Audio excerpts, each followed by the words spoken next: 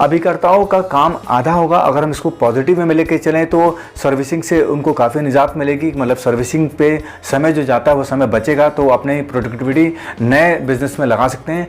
लेकिन इसका दूसरा पहलू अगर हम देखें तो सर्विसिंग ही एक ऐसा पार्ट है जिसके थ्रू हम अपने ग्राहक से मिलते हैं। चाहे उसका डेट ऑफ बर्थ में गलती हो गई हो, चाहे उसकी एड्रेस में गलती हो, चाहे उसका प्रीमियम भरने का टाइम आ गया हो, चाहे उसको नॉमिनी चेंज कराना हो, चाहे उसको एड्रेस चेंज कराना हो, इसी बहाने से हमारी मुलाकात हो पाती है और इसी बहाने से नए बिजनेस के बारे में हम बात कर पाते हैं, नई पॉलिसी के बारे में कुछ जागरूक। क्योंकि आज के डेट में किसी के पास वक्त नहीं दोस्तों। आज की डेट में लोग व्हाट्सएप पे अवेलेबल हैं, लोग फेसबुक पे अवेलेबल है, लोग इंस्टाग्राम पे अवेलेबल है। लोग फिजिकल मिलना बहुत कम चाहते हैं, लेकिन जो काम फिजिकल मोड पे होंगे उसके लिए तो उनको मिलना पड़ता है। और इसी माध्यम से हमारा जो अभिकर्ता है ग्राहक के पास जाता है कि आपका जो नाम में कोई दिक्कत है, आपकी एड्रेस में कोई दिक्कत है, आपके डेट ऑफ बर्थ में कोई दिक्कत है, मनी बैक नहीं है, उसके लिए चेक जमा कराना है, उसका बैंक डिटेल अपडेट कराना है। तो ये सारे काम होते थे जिसकी वजह से ग्राहक से हम मिलते थे और उससे नए बिजनेस की हम बात करते थे और इसी से हमें नए ग्राहक भी मिलते थे और नया बीमा भी मिलता था। तो ये कहीं ना कहीं पे इसका नेगेटिव इम्पैक्ट पड़ेगा कि अगर इस तरह से चीज़ें हो जाएंगी, सारी चीज़ें ग्राहक के हाथ में अगर चली जाएंगी, तो जायज़ बात है ग्राहक हमको क्यों पूछेगा, यानी आपको क्यों मिलने के लिए बोलेगा, क्योंकि आपके पास तो अब वो चीज़ ही नहीं रही जो आप इसका कराने वाले हैं। सब कुछ उसको एक प्लेटफॉर्म दे दिया गया है जहाँ पे वो सब कुछ खुद ही अपडेट कर सकता है। दोस्तों, नए वित्तीय वर्ष की शुरुआत हो चुकी है, यानी कि नया फाइनेंशियल ईयर की शुरुआत हो चुकी है। हालांकि अभी भी LIC के अंदर काफ़ी सारी जो डॉक्यूमेंटेशन पेंडिंग के जो काम चल रहे हैं वो चल रहे हैं। 2 से 3 दिन इसमें शायद वक्त मिलेगा, तो लेकिन अगर हम ऑफिशियली बात करें तो नए साल का आगाज़ हो चुका है, नए वित्तीय वर्ष का आगाज़ हो चुका है। तो दोस्तों, आप सभी लोगों को नए वित्तीय वर्ष की हार्दिक शुभकामनाएं कि आने वाला जो साल है जो बहुत बढ़िया जाए, ज़बरदस्त जाए, कमाल धमाल हो। जो बिज़नेस आपने पिछले साल किया उससे 4 गुना बिज़नेस करें, यही हमारी आपके लिए शुभकामनाएं हैं। दोस्तों, जैसे कि नया वित्तीय वर्ष से शुरुआत हो गई है तो इंश्योरेंस इंडस्ट्री के अंदर भी काफ़ी सारे बदलाव आने की उम्मीद दिख रही है और हर दिन IRDAI नए बदलाव लेकर आ रहा है। उसी बदलाव के बारे में आज इस वीडियो में हम बात करेंगे। ये बदलाव सीधा एडवाइज़र से जुड़ा हुआ है, यानी यहाँ पर एडवाइज़र का काम आधा होने वाला है, यानी LIC एजेंट का आधा काम रह जाएगा। अब ये आधा काम पॉजिटिव होगा या नेगेटिव होगा, ये आने वाले वक्त में हमें पता चलेगा कि इस बदलाव से आपको फ़ायदा मिलने वाला है कि अभिकर्ता वर्ग को नुकसान होने वाला है। क्योंकि IRDAI रोज़ नए एक कानून, नए नियम लेकर आ रहा है और उस पर बड़े सख्ती के साथ उसको अमल करने की कोशिश की जा रही है। हालांकि पीछे 1-2 जो नियम थे, एक जो कानून लाने की कोशिश की गई, उस पर हालांकि काफ़ी मतलब कह लीजिए नेगेटिव रिस्पांस रहा, तो उसको IRDAI को वापस लेना पड़ा। जैसे कि हम बात करें पॉलिसी सरेंडर वैल्यू की बात की तो वो कानून वापस हुए। इसके ऊपर हम वीडियो बना चुके हैं दोस्तों, तो आप जाएंगे तो उस वीडियो के बारे में आपको जानकारी मिल जाएगी, चैनल पर जाएंगे। और दोस्तों, आपसे रिक्वेस्ट करूंगा क्योंकि इस वित्तीय वर्ष की पहली वीडियो है, तो अगर आप इस वीडियो को पहली बार देख रहे हैं या इस चैनल पर पहली बार विजिट करें तो आपसे रिक्वेस्ट है, निवेदन है कि इस चैनल को सब्सक्राइब जरूर कर लें और बेल आइकन को भी हिट कर दें ताकि इस तरीके की इन्फॉर्मेशन, एडवाइजर से जुड़ी जितनी भी इन्फॉर्मेशन तो इस चैनल पर आपको मिलती है दोस्तों। और साथ में इंडस्ट्री से रिलेटेड, इंश्योरेंस इंडस्ट्री में क्या हो रहा है, बीमा क्षेत्र में क्या हो रहा है, क्या आने वाले बदलाव हैं और इससे आपके करियर पर क्या फ़र्क पड़ने वाला है, ये सब जानकारी इस चैनल पर आपको दोस्तों मिलती है।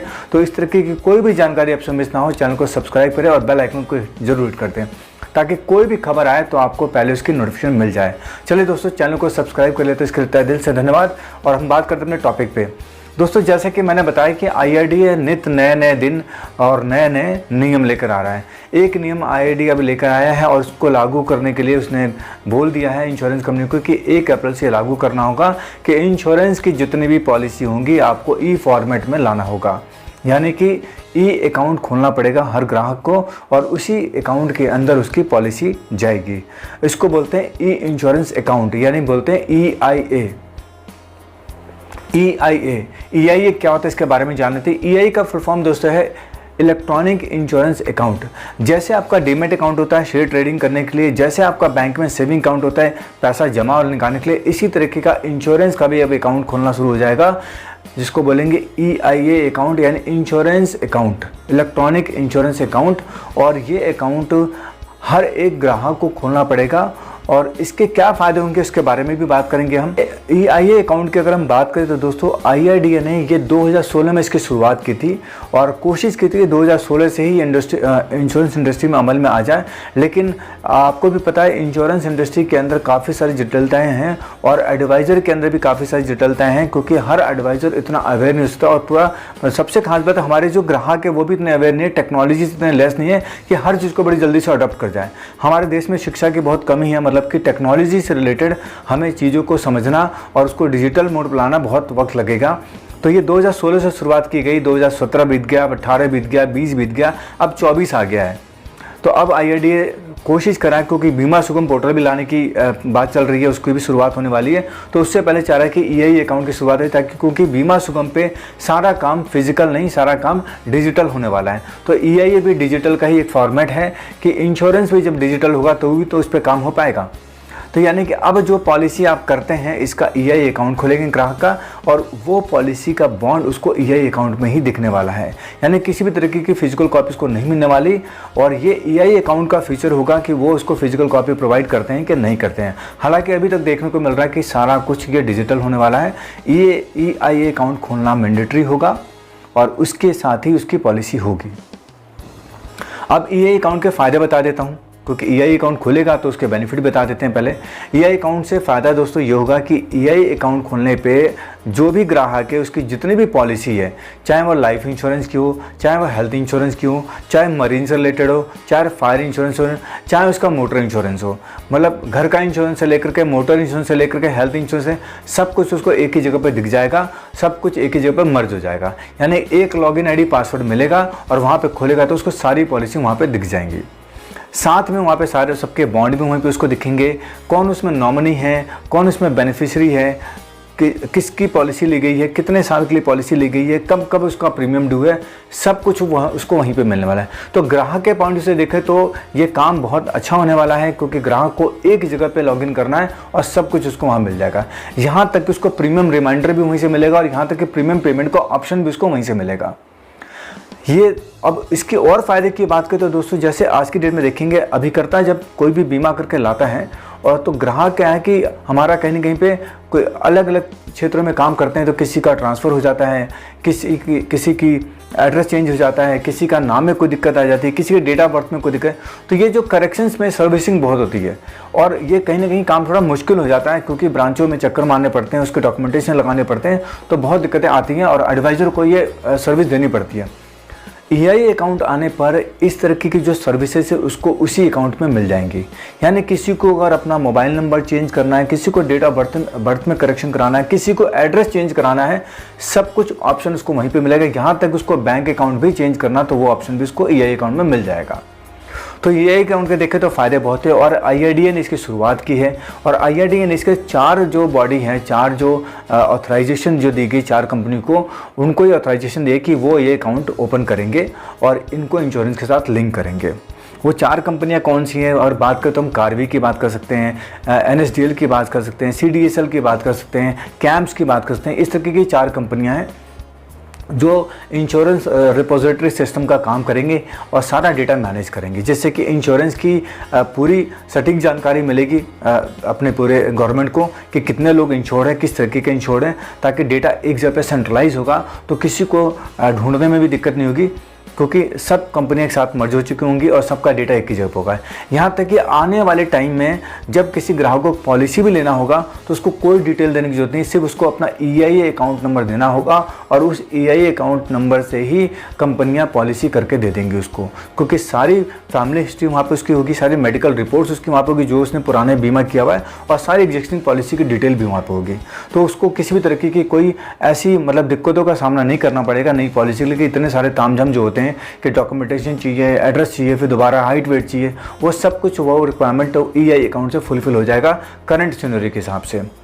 तो ये तो हो गए ग्राहक के पॉइंट ऑफ व्यू से जो ग्राहक को फ़ायदा मिलने वाला है, और इसमें कोई शक की बात नहीं कि EI अकाउंट अगर अच्छे से ऑपरेट करता है और अच्छे से सिस्टम में डेवलप हो जाता है तो सारे ग्राहकों को उसका बेनिफिट मिलने वाला है। और आने वाले टाइम में सारे ग्राहक को ये अकाउंट खोलना ही पड़ेगा, क्योंकि IRDA इसके ऊपर सख्त नियम लेकर आ रहा है।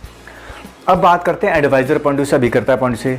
अभिकर्ताओं का काम आधा होगा। अगर हम इसको पॉजिटिव में लेके चलें तो सर्विसिंग से उनको काफ़ी निजात मिलेगी, मतलब सर्विसिंग पे समय जो जाता है वो समय बचेगा, तो अपने प्रोडक्टिविटी नए बिजनेस में लगा सकते हैं। लेकिन इसका दूसरा पहलू अगर हम देखें तो सर्विसिंग ही एक ऐसा पार्ट है जिसके थ्रू हम अपने ग्राहक से मिलते हैं, चाहे उसका डेट ऑफ बर्थ में गलती हो गई हो, चाहे उसके एड्रेस में गलती हो, चाहे उसका प्रीमियम भरने का टाइम आ गया हो, चाहे उसको नॉमिनी चेंज कराना हो, चाहे उसको एड्रेस चेंज कराना हो। इसी बहाने से हमारी मुलाकात हो पाती है और इसी बहाने से नए बिजनेस के बारे में हम बात कर पाते हैं, नई पॉलिसी के बारे में कुछ जागरूक, क्योंकि आज के डेट में किसी के पास वक्त नहीं दोस्तों।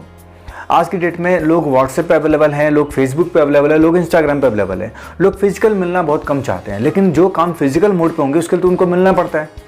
और इसी माध्यम से हमारा जो अभिकर्ता है ग्राहक के पास जाता है कि आपका जो नाम में कोई दिक्कत है, आपके एड्रेस में कोई दिक्कत है, आपके डेट ऑफ बर्थ में कोई दिक्कत है, मनी बैक नहीं है, उसके लिए चेक जमा कराना है, उसका बैंक डिटेल अपडेट कराना है। तो ये सारे काम होते थे जिसकी वजह से ग्राहक से हम मिलते थे और उससे नए बिजनेस की हम बात करते थे और इसी से हमें नए ग्राहक भी मिलते थे और नया बीमा भी मिलता था। तो ये कहीं ना कहीं पे इसका नेगेटिव इम्पैक्ट पड़ेगा कि अगर इस तरह से चीज़ें हो जाएंगी, सारी चीज़ें ग्राहक के हाथ में अगर चली जाएंगी तो जायज़ बात है ग्राहक हमको क्यों पूछेगा, यानी आपको क्यों मिलने के लिए बोलेगा, क्योंकि आपके पास तो अब वो चीज़ ही नहीं रही जो आप इसका कराने वाले हैं। सब कुछ उसको एक प्लेटफॉर्म दे दिया गया है जहाँ पे वो सब कुछ खुद ही अपडेट कर सकता है।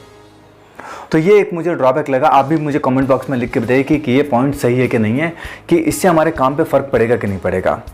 तो ये एक EI अकाउंट का मुझे सबसे मतलब कह लीजिए ड्रॉबैक लगा, सबसे नेगेटिव पॉइंट लगा कि इससे एडवाइज़र काम आधा हो सकता है कि अगर हम इस तरह के काम में भी इन्वॉल्व रहेंगे तो हम ग्राहक के पास जाएंगे किस बेस के लिए, किस बात करने के लिए जाएंगे।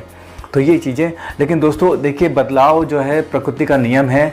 जैसे जैसे दुनिया बदलती है, जैसे जैसे चीज़ें बदलती है, हमें उसको अडॉप्ट करना बहुत ज़रूरी है, नहीं तो हम पीछे रह जाएंगे। तो आने वाले वक्त में हमें देखना होगा EI इंश्योरेंस अकाउंट जब अमल में आ जाएगा तो किस तरह से काम करना है, उसके ऊपर भी मैं आपको अपडेट दूंगा जब कुछ आएगा कि कैसे ये ओपन होगा और कैसे हम अपने ग्राहकों को इससे लिंक करेंगे। उसके बारे में भी डिटेल जानकारी मैं दूंगा आने वाले वक्त में। तो चैनल पर बिल्कुल बने रहें।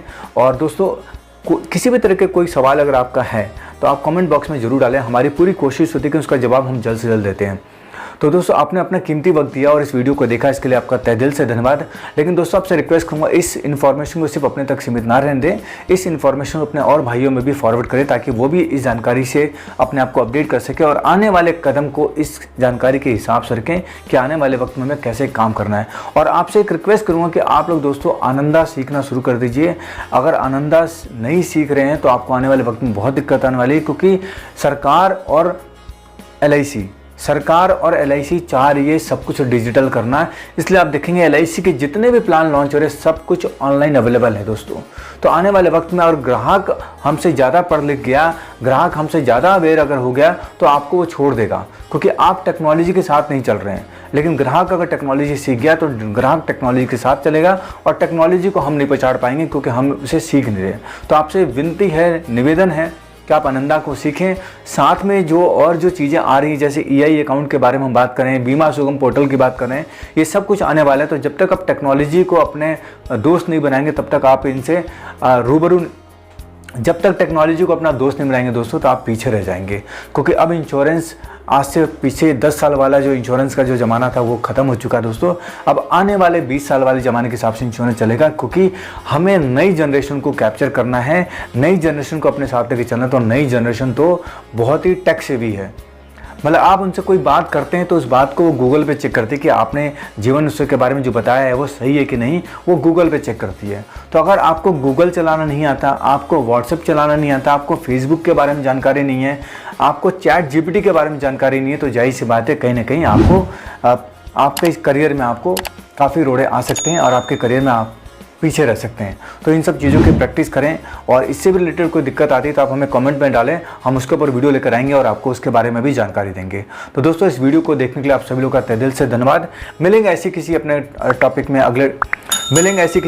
में, तब तक के लिए नमस्कार, जय हिंद, जय भारत।